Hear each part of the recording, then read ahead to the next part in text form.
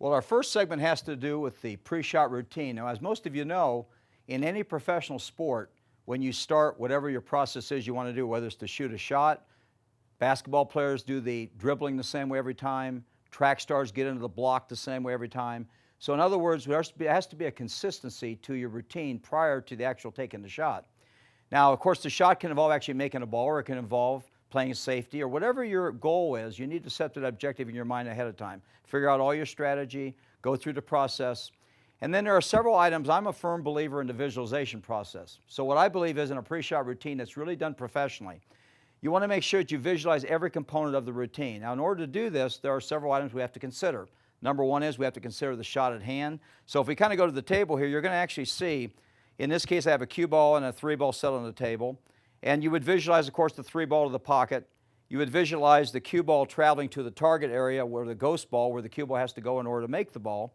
And you'd also want to consider your alignment into the shot. So we have the aiming process, we have the line to the target. These are processes where we have to implant that into our mind. The key to this whole thing is actually putting yourself in the picture. So what I do is I usually stand back from the table a little bit with the chalk in hand. This is very critical. A lot of players will not chalk in every shot, so they don't really get the chance to have the interlude in order to see what they're going to do. So I actually take the chalk in hand, chalk my stick, and while I'm chalking the stick, not actually looking at the stick chalking, but looking in front of me at the table, I'm seeing the ball being struck, the ball traveling toward the pocket, down the line to the target. I'm seeing the cue ball going to its position, right speed. It's all inside the brain. I visualize that in the mind's eye. And then it's just a simple process of doing what I refer to as a subconscious instant replay. So in other words, you see everything in perfection.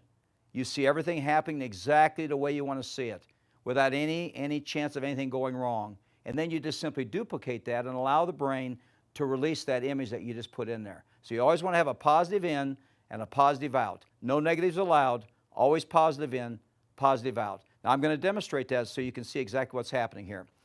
Chalk in hand, chalking up, seeing everything in place, visualizing all the components of the shot. Chalk down, stepping back, stepping into the shot, coming down the shot, coming back, and shooting the shot. Now, I hope you enjoyed this CSI instructional tip.